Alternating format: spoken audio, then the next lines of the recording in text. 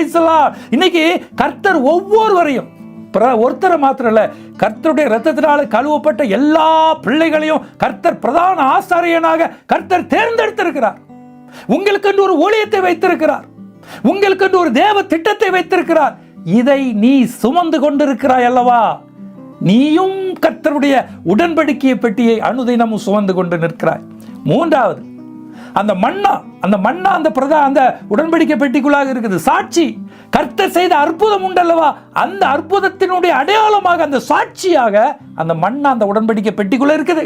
இன்னைக்கு உன்னுடைய வாழ்க்கையில கர்த்தர் எத்தனையோ அற்புதங்களை செய்திருக்கிறார்.